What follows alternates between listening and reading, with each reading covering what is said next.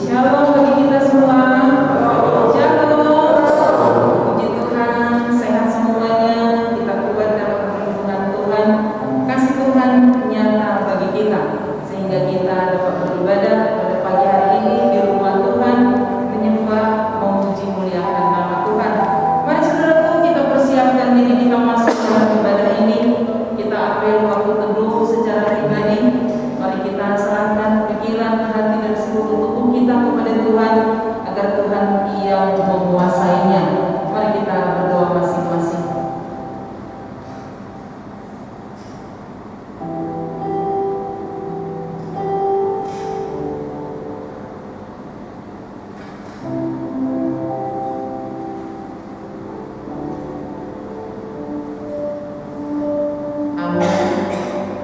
Firman Tuhan yang menjadi pembukaan bagi kita saat ini, saya akan bacakan dari Mazmur pasal 100 ayat 1 sampai 5.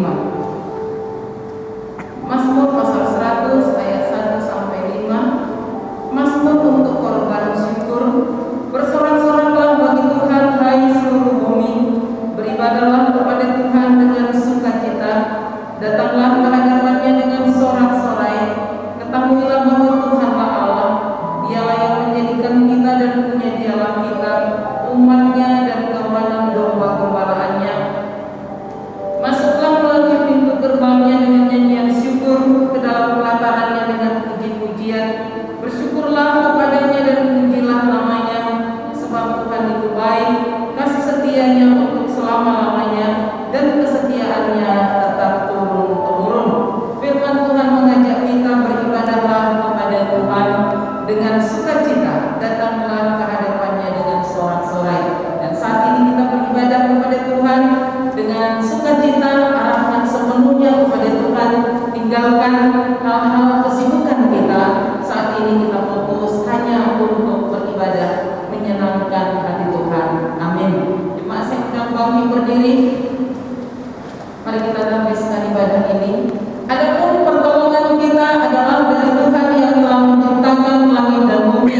Kasih karunia dan damai sejahtera dari Allah Bapa, dari Tuhan Yesus Kristus dan persekutuan Roh Kudus turunlah kiranya atas ibadah kita pada pagi hari ini. Amin. Kita tetap berdiri.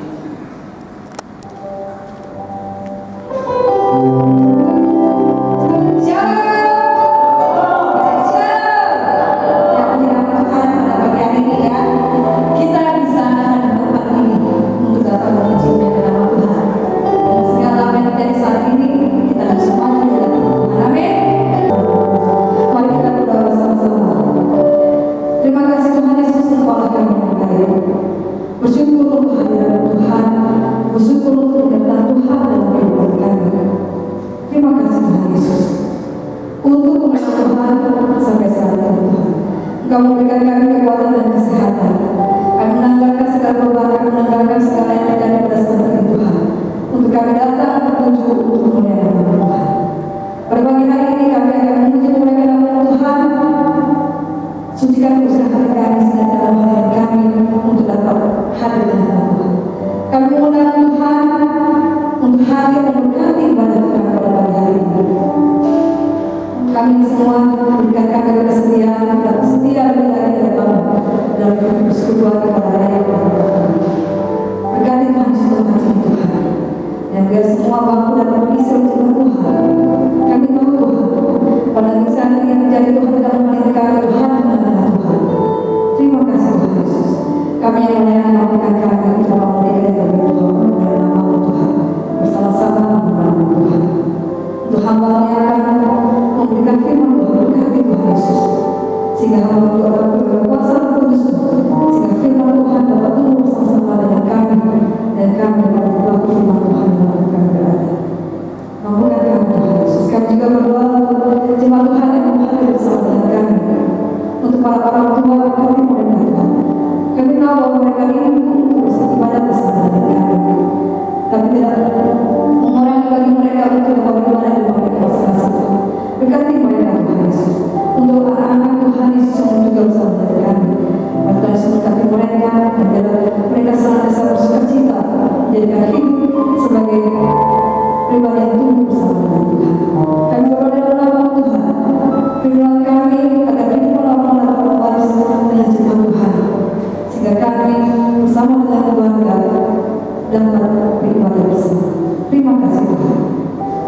Berkati pada kami ini, pada hari ini Tuhan. Hanya di dalam nama Tuhan Yesus. Haleluya.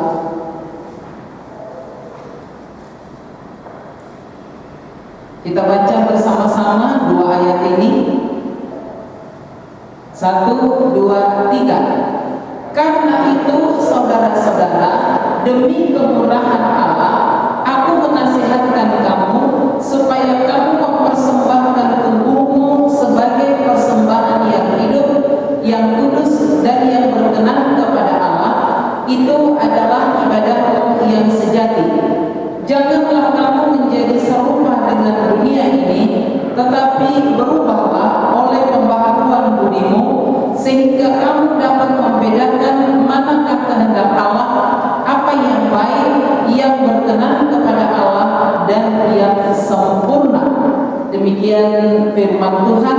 Yang berbahagia adalah kita yang membaca, merenungkan dan melakukan dalam hidup kita.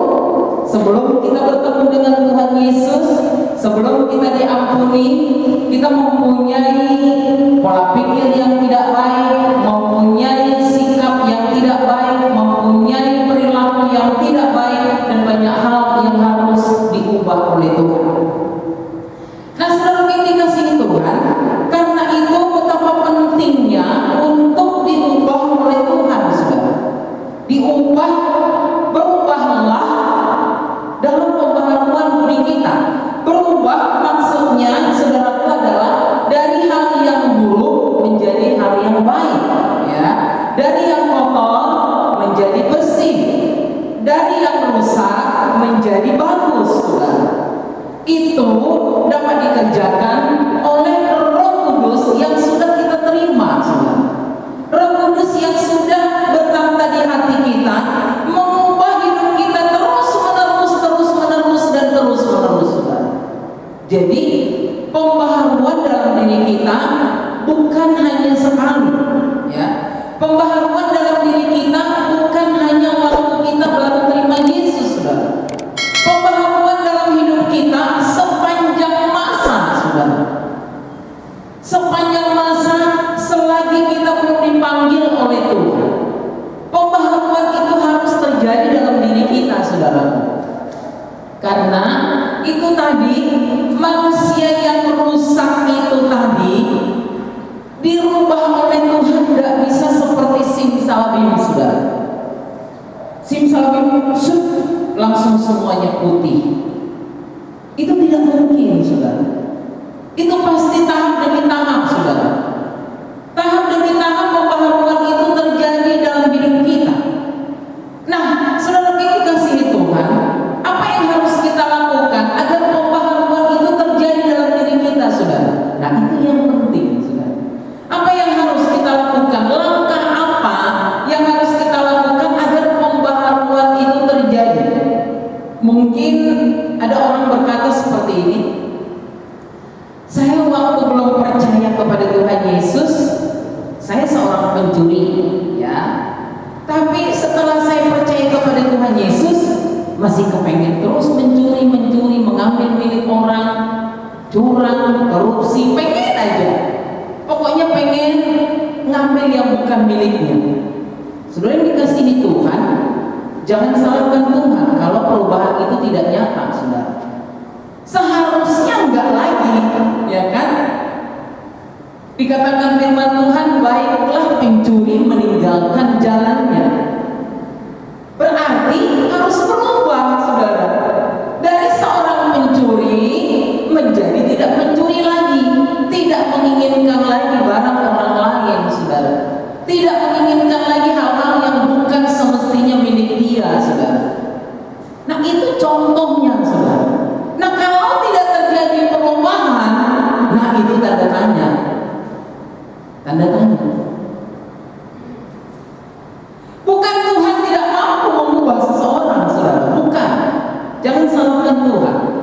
Kalau kita melihat Saulus, saudara, setelah dia bertemu dengan Tuhan Yesus Kristus, perubahan drastis itu terjadi dalam diri dia, saudara. Perubahan drastis, ya kan? Dari yang suka menganiaya jemaat, akhirnya mengasihi jemaat yang lain, saudara. Dari yang suka membenci, akhirnya hatinya penuh dengan kasih, saudara. Perubahan langsung terjadi, saudara. Walaupun cara-cara Paulus yang lainnya masih banyak yang dalam hari-hari berikutnya diubah, dan diubah, saudara. Memang tidak langsung 100% segalanya, karena dalam diri kita ini, saudaraku, banyak aspek dalam diri kita, ya kan? Jiwa kita, perasaan kita, batin kita, pikiran kita, banyak hal, saudara. Jadi bukan hanya seperti Saulus tadi, setelah bertemu dengan Tuhan Yesus, dari penganiaya jemaat berubah jadi mengasihi jemaat. Dari membenci Tuhan Yesus berubah mengasihi Tuhan Yesus, taat kepada Tuhan Yesus, setia kepada Tuhan Yesus. Itulah yang terjadi dalam diri Paulus, saudara. Tetapi pola pikir, karakter, sikap-sikap dia yang lain pasti step by step diubah oleh Tuhan dalam perjalanan waktu, saudara. Nggak mungkin saat itu, hari ini dia bertemu dengan Tuhan Yesus, hari ini semuanya hilang secara total. Nggak mungkin, saudara. Nah, demikian juga saudara dan saya. Perubahan dalam diri kita itu memang tahap demi tahap, waktu demi waktu, saudara. Tetapi ada langkah-langkah yang harus kita lakukan agar perubahan itu semakin nyata. Itu yang paling penting, saudara. Jangan seperti si pencuri tadi, Dulu dia pencuri, setelah bertemu Yesus tetap jadi pencuri. Itu tidak berubah namanya, saudara. Tidak berubah namanya, ya kan? Seorang pembunuh setelah bertemu Yesus tetap jadi seorang pembunuh. Itu tidak berubah namanya, saudara, ya kan? Seorang yang membenci setelah bertemu Tuhan Yesus tetap hatinya penuh dengan kebencian. Itu tidak berubah namanya, saudara. Nah, saudara yang dikasihi Tuhan Yesus, langkah apa yang harus kita lakukan agar perubahan itu begitu cepat dan nyata dalam kehidupan kita, saudara? Kita mau dong dalam kehidupan ini, umpamakan saudara berkata, oh iya saya percaya kepada Yesus Kristus itu sudah 5 tahun, tapi kok belum ada perubahan dalam diri saya. Itu menyedihkan, saudara. Harusnya sudah ada terjadi, saudara. Saudara berkata, saya percaya Yesus sudah 20 tahun, tapi sifat saya sama seperti 20 tahun yang lalu. Itu belum ada terjadi perubahan, saudara. Harus terjadi perubahan, harus. Nah, langkah yang harus kita lakukan itu, saudaraku, adalah yang pertama, menyerahkan hati kita kepada Tuhan untuk diubah, dibentuk, dan diperbaharui oleh Tuhan. Hati kita. Kenapa harus hati, saudara? Hati ini kan pusat, saudara. Hati kita ini adalah sentral dalam diri kita, saudara. Sentral penyimpanan rencana, sentral dalam niat, sentral dalam program, sentral dalam rencana-rencana ke depan, saudara. Ini hati kita. Nah, hati kita ini harus kita serahkan kepada Tuhan Yesus. Tuhan Yesus, ubahlah hatiku. Ubah hatiku menjadi hati yang baru. Ubah hatiku ini, Tuhan. Saudara yang dikasihi Tuhan, hati kita ini memang adalah hati yang rawan, saudara. Ya, hati kita inilah yang menyimpan rasa benci terhadap seseorang. Hati kita inilah yang menyimpan kecewa terhadap orang lain yang menyakiti kita. Hati kita inilah yang menyimpan rasa sakit, saudara. Pada saat kita diomelin, pada saat kita dicaci maki, pada saat kita direndahkan, hati kita yang menyimpan rasa sakit, saudara. Hati. Jadi hati ini memang tempat penyimpanan, saudara. Saya sudah pernah saksikan ada seorang ibu yang begitu sakit dan terluka. Waktu dia SMP, dia mengerjakan tugas disuruh gurunya, tapi dia nggak bisa mengerjakannya. Gurunya marah, dilempar dia pakai penghapus di depan kelas. Menurut saudara menyakitkan atau tidak? Halo, menyakitkan atau tidak? Bagi dia sangat menyakitkan, sangat. Jadi dia sangat benci itu dengan guru karena mempermalukan, kan maksudnya kan? Dilempar, ya kalau andaikan nggak bisa ya udahlah, tinggal diajarin, kan begitu kan? Oh itu salah, harusnya begini, nggak perlu dilempar. Kan dilempar itu kan mempermalukan, menjatuhkan harga diri, dan di situ habis dia dipermalukan, tidak mau sekolah lagi, dan dia mencap dirinya manusia paling bodoh di dunia. Bayangin, itu saking dalamnya itu luka, saking dalamnya sakitnya, dan dia bertahun-tahun menyimpan rasa sakit hati itu, saudara. Bayangin, bertahun-tahun, ya. Suatu saat karena saya ajak konseling, saya tanya, kenapa ibu menganggap diri ibu paling bodoh di dunia? Pasti ada sebabnya. Akhirnya baru dia curhat. Iya, ada pengalaman pahit yang sangat menyakitkan. Saya itu dilempar guru dengan penghapus di kelas. Jadi karena itu guru-guru hati-hati ya. Dan kita orang tua juga hati-hati. Kalau sampai menampar anak di depan orang lain, ya kan? Ngomelin anak di depan orang lain. Jadi rupanya kalau ngomelin itu di kamar tertutup, jangan di depan orang, karena itu harga diri rupanya, ya kan? Berdua gitu. Mungkin marahinnya agak dalam, gak apa-apa berdua. Jangan dengan orang lain. Rupanya itu menyakitkan, saudara, menyakitkan. Dan itu saya selalu berpesan ke orang, hati-hati para guru, jangan sampai mempermalukan murid, jangan sampai ngomelinnya terlalu dalam. menyangkut harga diri dia di depan kelas. Ya kan kalau bilang dasar kamu bodoh di depan kelas, itu muka. Nah saudara kita dikasihi Tuhan menyimpan rasa sakit hati. Nah itu adalah hati kita. Hati, ya. Dan jangan katakan tidak ada orang yang menyimpan rasa sakit hati. Jangan. Mungkin kita yang hadir pada saat ini juga pernah menyimpan rasa sakit hati. Rasa sakit hati itu kepada siapa, dengan siapa, banyak hal.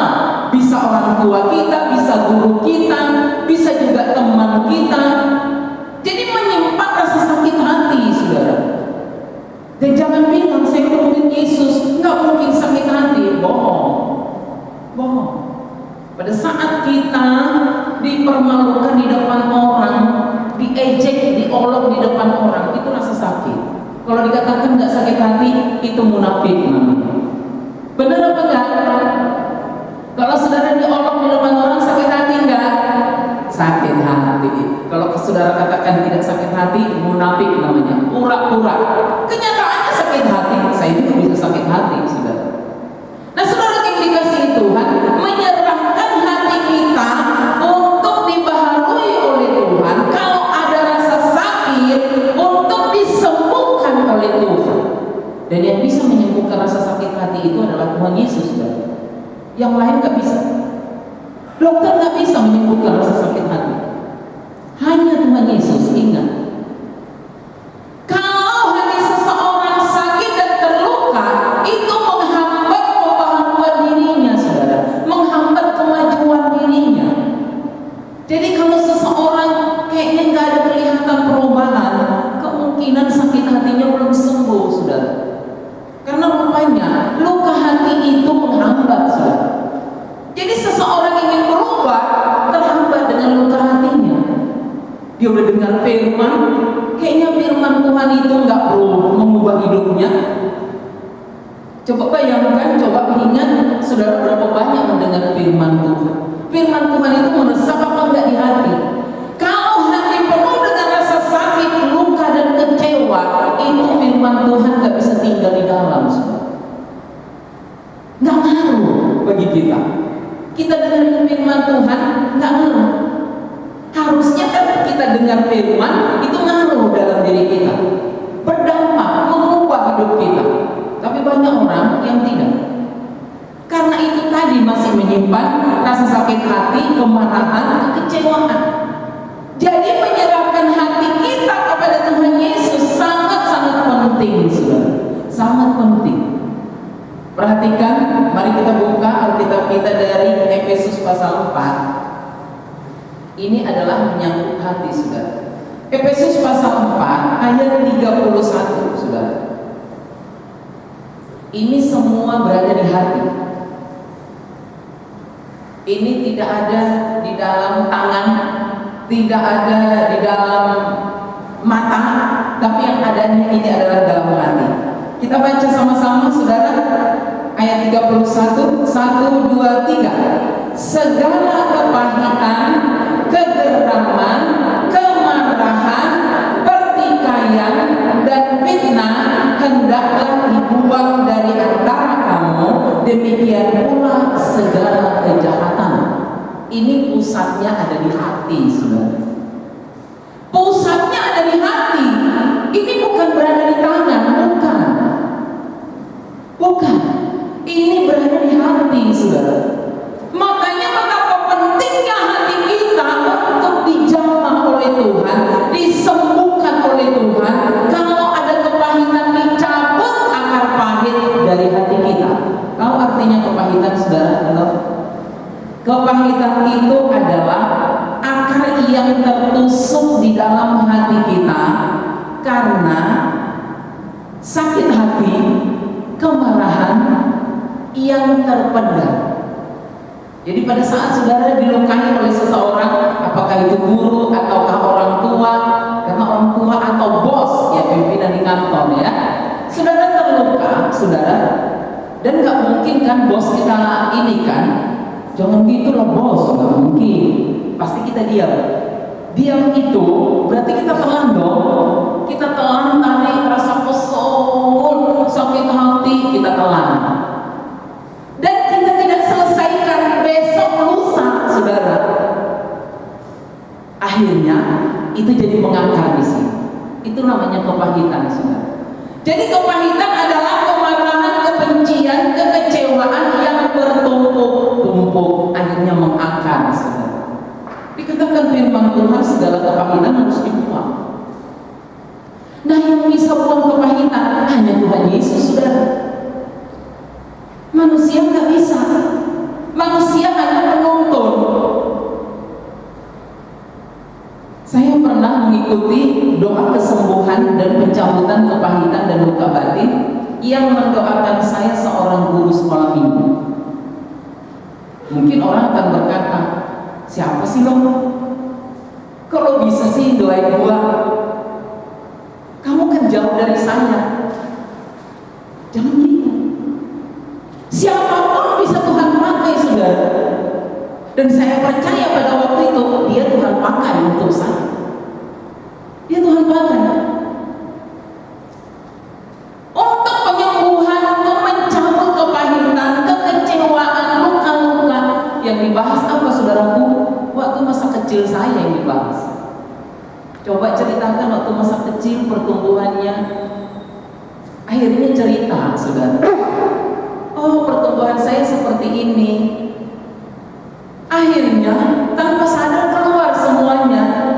Ya, waktu masa kecil saya, kalau saya bawa air dari bawah ke atas, itu tumpah-tumpah sampai di atas, saya udah dipukulin. Oh, itu rupanya menyakitkan. Walaupun karena kesalahan, saya kan salah belum bawa air dari bawah, dari ini, dari danau, sampai di atas sudah habis, saudara, tinggal satu gelas. Karena namanya juga anak kecil, pikulnya juga nggak pintar. Terus juga pada saat saya sekolah, tahu ininya penggarisnya umpamakan pecah atau jatuh, udah saya nanti betis saya bisa dipukulin sampai bengkak-bengkak. Rupanya itu membekas.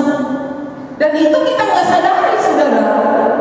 Dan mungkin kita sering melakukan itu kepada anak kita, kepada siapa yang ada dekat kita, saudara.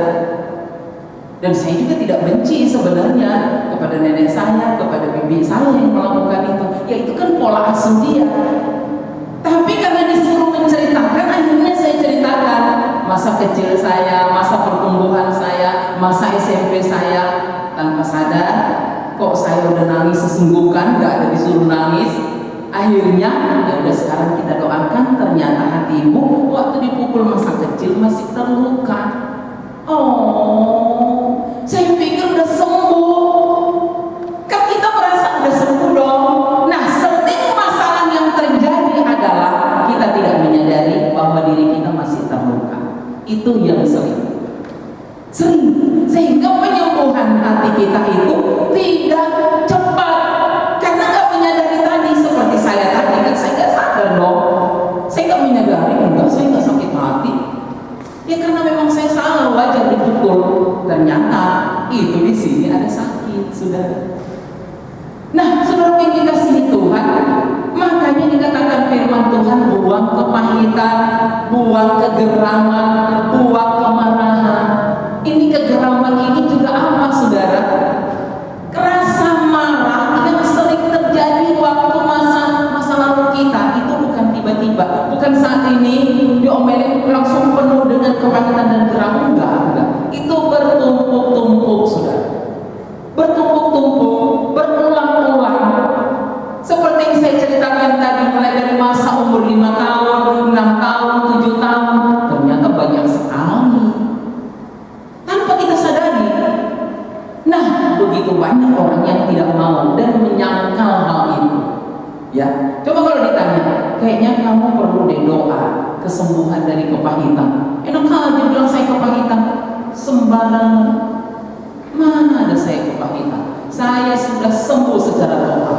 Nah, sering sekali orang tidak menyadari bahwa dia masih terluka, masih penuh dengan kegeraman, masih penuh dengan kepahitan tadi, sehingga perubahan itu tidak begitu cepat.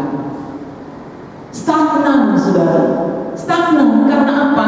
Masih ada ganjalan, masih ada penghalang di dalam. Padahal kita pengen sekali, saya mau berubah dalam segala hal. Saya mau berubah pola pikir saya, hati saya, perasaan saya.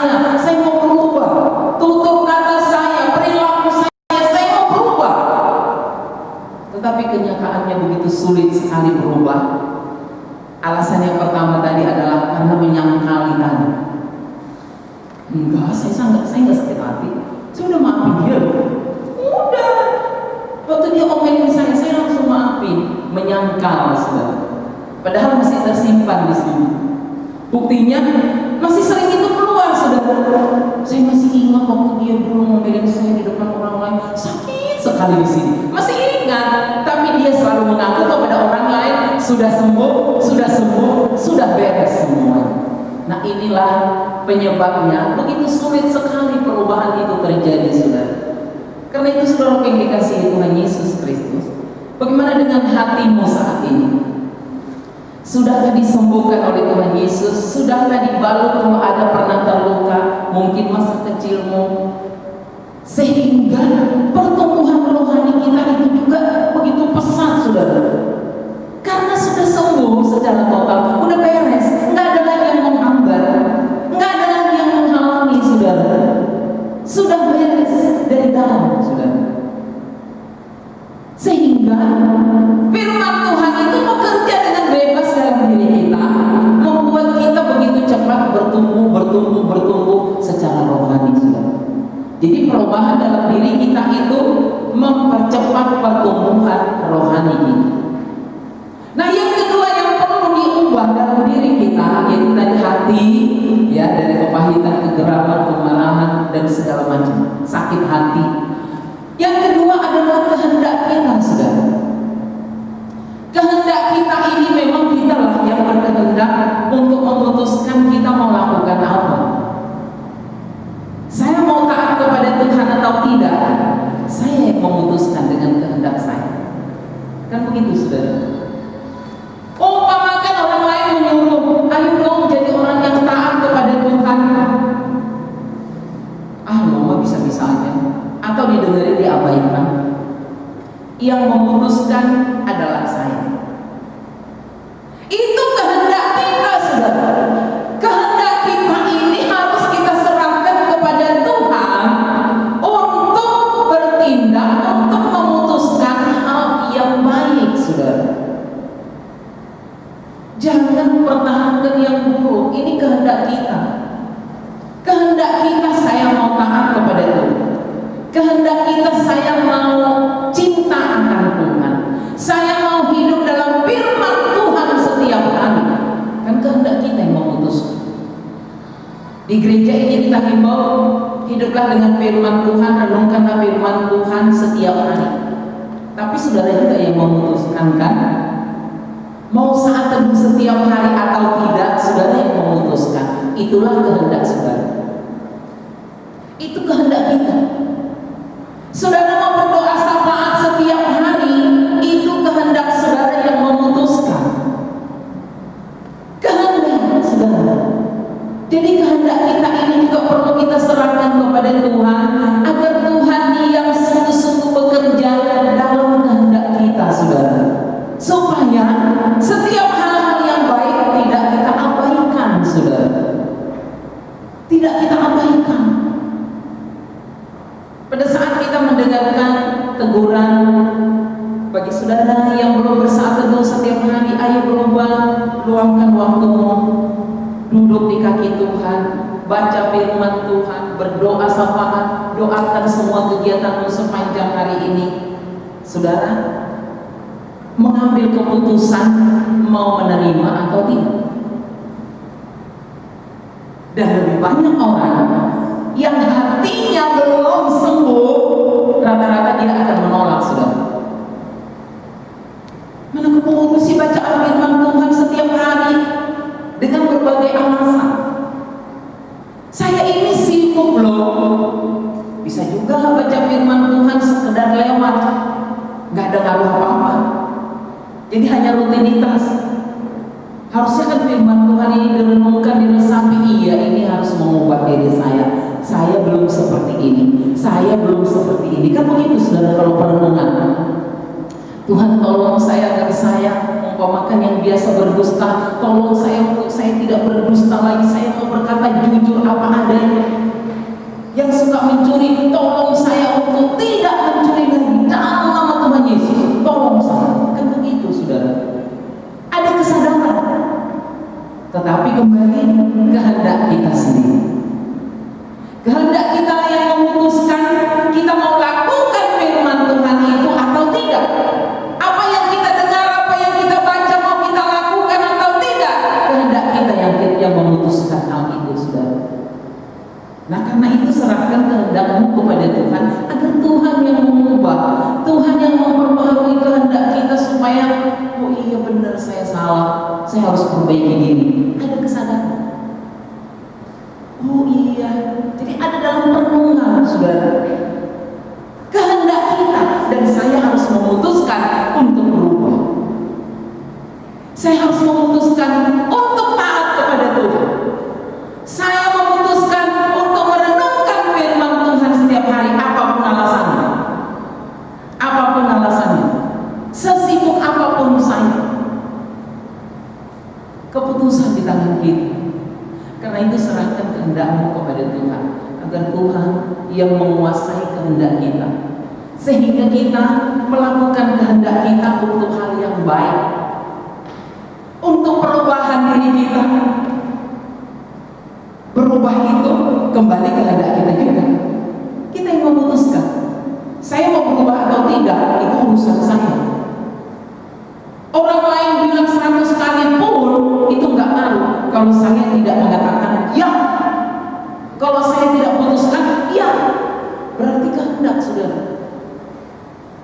Karena itu saudara yang dikasihi Tuhan, mari kita serahkan hati kita kepada Tuhan dan kehendak kita kepada Tuhan, agar sungguh-sungguh dikuasai oleh Roh Kudus, agar perubahan itu terjadi dalam diri kita, sehingga dikatakan dalam Roma pasal 12 tadi, kamu dapat membedakan manakah kehendak Allah yang baik dan yang berkenan kepada Allah. Bukan yang semau kita, yang baik dan yang berkenan kepada Allah. Kalau kita semakin hari setiap waktu berubah, saya percaya maka kita akan semakin bertumbuh, semakin menyenangkan hati Tuhan, semakin berubah, hati kita berubah, pikiran kita berubah, pola pikir kita berubah, kehendak kita berubah, akhirnya yang terbaik terjadi dalam diri kita. Berubahlah, karena itulah kehendak Tuhan dalam diri saudara dan saya. Amin. Mari kita berdoa. Bapa di sorga, kami bersyukur untuk firman-Mu yang mengingatkan kami agar kami berubah, Tuhan, dalam segala hal ke arah yang baik. Berubah dalam hati kami, berubah dalam pikiran kami, berubah dalam setiap tutur kata, sikap, dan tindakan dan kehendak kami, agar kehendak kami juga memutuskan hal yang baik, memutuskan hal yang positif, memutuskan hal yang berkenan kepada Tuhan. Tolong kami, Tuhan. Mari Roh Kudus Engkau bekerja dalam diri kami, mengubah hidup kami, mengubah perilaku kami, mengubah hati kami, mengubah Tuhan pikiran kami, dan mengubah hidup kami. Kami mau berubah, Tuhan, dalam segala hal. Inilah doa kami, dalam nama Tuhan Yesus kami berdoa. Amin.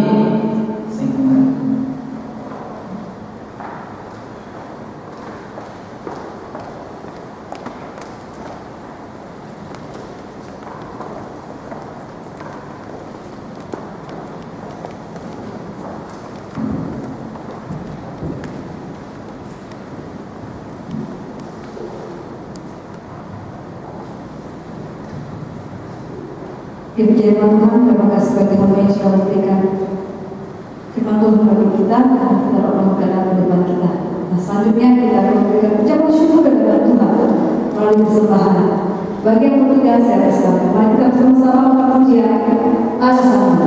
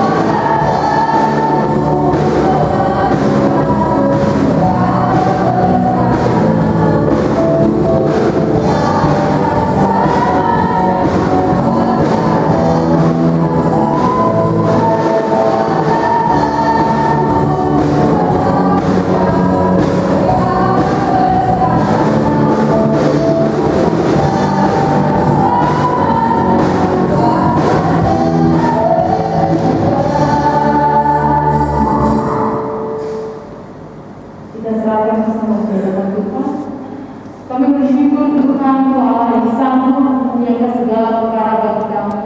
Kami sudah menaikkan pujian bagi Engkau Tuhan, dalam pujian kami, penyembahan kami berkenan di hadapan-Mu Tuhan. Terima kasih Tuhan untuk firman-Mu yang mengingatkan kami Tuhan, untuk memberikan hati kami Tuhan, terus Engkau kuasai hati kami dan pemikiran kami Tuhan dengan Roh Kudus-Mu Tuhan, sehingga kami dapat memberikan dampak bagi kami pribadi kami Tuhan. Terima kasih Tuhan untuk firman-Mu, berkati terus hamba-Mu yang telah menyampaikan firman-Mu, biarlah terus dipakai oleh Engkau Tuhan secara luar biasa. Terima kasih Bapa, kami sudah membuka persembahan ini Tuhan, biarlah benda mati ini menjadi sarana dan alat Tuhan untuk pelayanan kami di gereja-Mu Tuhan. Berkati setiap kami dalam usaha pekerjaan kami Tuhan, dalam masa pandemi ini Tuhan, berkati dan pulihkan ekonomi kami Tuhan. Terima kasih Bapa, terima kasih Yesus. Kami serahkan semua ini hanya di dalam nama Tuhan kami Yesus Kristus. Haleluya. Amin.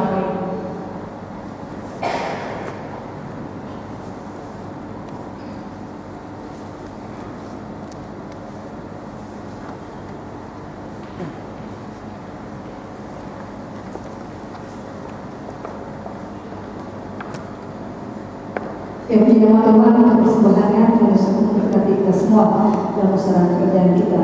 Selanjutnya kita akan bersama-sama mengikrarkan pengakuan iman rasuli dan melanjutkan pembacaan warta. Bagi majelis yang bertugas, saya persilahkan.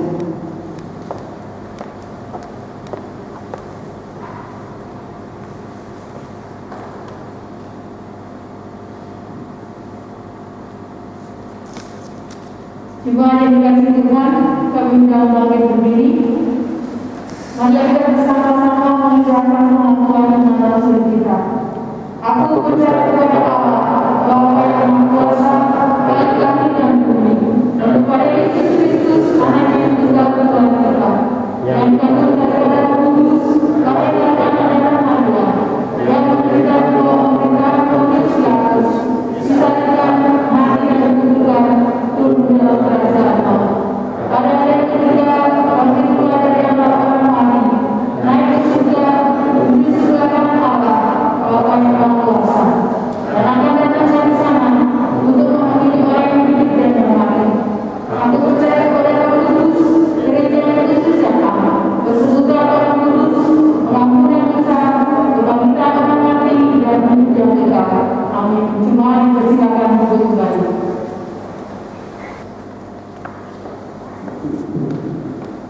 Ayat hafalan kita minggu ini, saudara, sesuai yang tertulis di warta Amsal 16 ayat 32.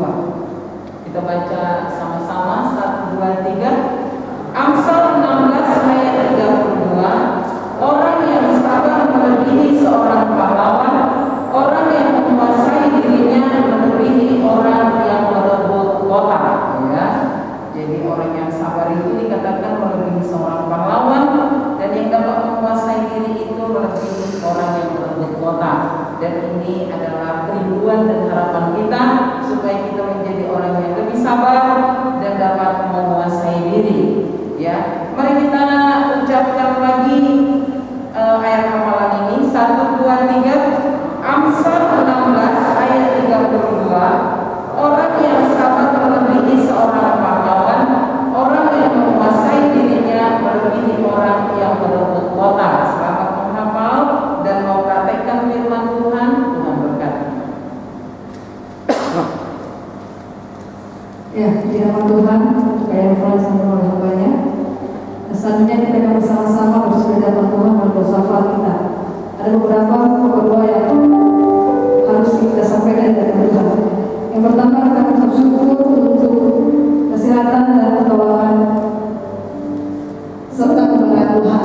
Yang kedua, kita berdoa kepada Tuhan agar bersama dan kami dipakai oleh Tuhan. Kita berdoa kita semua jemaat Tuhan.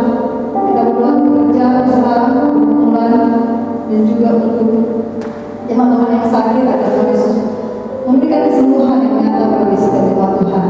Kita berdoa ibadah minggu untuk ibadah siang, sore, dan persiapan ibadah minggu depan Tuhan Yesus berkati. Kita berdoa untuk kita jemaat Tuhan bersama-sama membawa jiwa dan harapan Tuhan, dan juga untuk usaha yang dibutuhkan di gereja ini. Kita berdoa bersama-sama. Kita berdoa untuk para hamba Tuhan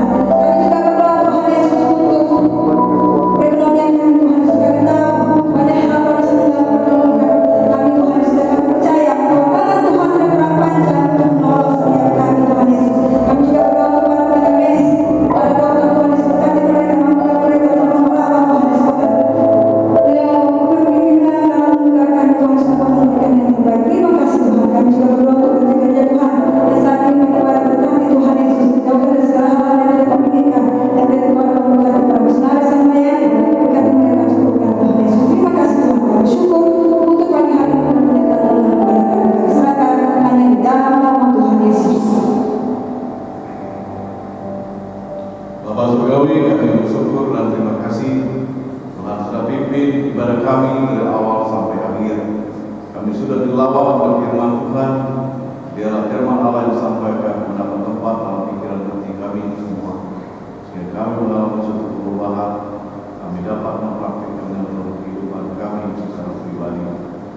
Kami berdoa biar Tuhan Yesus memberkati semua upaya yang menyampaikan firman Allah yang main musik PLC tamu dan majelis yang bertugas berkati Tuhan, dipakai Tuhan lebih indah lagi di masa-masa yang akan datang. Terima kasih Tuhan untuk kesempatan umat Tuhan dapat bersekutu dengan Tuhan, bersama-sama dengan Tuhan dan mengagungkan Tuhan. Lebih pada itu, umat Tuhan dapat menyampaikan pergumulan ketidakmampuan mereka di dalam mengarungi kehidupan ini. Apa berdoa bila Tuhan kabulkan permintaan umat Tuhan, baik untuk pribadi, untuk keluarga, dan untuk gereja dan untuk bangsa kami ini. Terima kasih karena kami tahu Tuhan sudah dengar dan Tuhan akan kabulkan doa-doa kami. Kami bersyukur untuk Tuhan yang sudah memimpin dan menuntun saudara-saudara kami dalam beberapa tahun seminggu ini. Kami berdoa buat Gelson, kami berdoa untuk Kimberly, kami berdoa buat Ibu Runika. Kami mohon Tuhan Yesus memberkati mereka. Tuhan tolong mereka, bimbing mereka, berikan pertumbuhan yang masih dalam pertumbuhan, yang kurang sehat, yang sakit Tuhan pulihkan, Tuhan sembuhkan. Terima kasih Bapa, kami percaya Tuhan sudah menambahkan umur, bertahap berarti Tuhan akan melihara lagi, Tuhan akan bimbing lagi, dan Tuhan akan berkati lagi mereka. Kami doakan untuk kemudian daripada Bema yang masih dirawat di rumah, biarlah Tuhan tolong, Tuhan pulihkan secara utuh jamaah dan kuasa Tuhan dan kemuliaan Tuhan. Terima kasih Tuhan sudah menolong dia sehingga kembali Tuhan dan keluarga. Doakanlah juga yang sakit, dan semua yang sakit, baik ada dalam ruangan ini maupun di luar, di rumah, dimanapun Tuhan biarkan dan Tuhan sembuhkan mereka semua. Dan kami berdoa untuk kami semua supaya kami terhindar dari wabah penyakit COVID ini yang masih merajalela di muka bumi ini sekarang ini. Kami mohon dalam nama Yesus, semua kami dilindungi, semua kami berdoa Tuhan dan kami dijauhkan dari penyakit ini. Terima kasih Tuhan, kami percaya bersama Tuhan akan melindungi kami. Umat Tuhan, arahkanlah pikiranmu dan hatimu kepada Tuhan. Kita lakukan firman Allah dalam hidup kita sehari-hari, serta firman Allah berkata. Maka kasih karunia daripada Allah, dari Tuhan Yesus Kristus dan persekutuan Roh Kudus memberkati, memelihara, menolong saudara-saudara dari sekarang sampai selama-lamanya.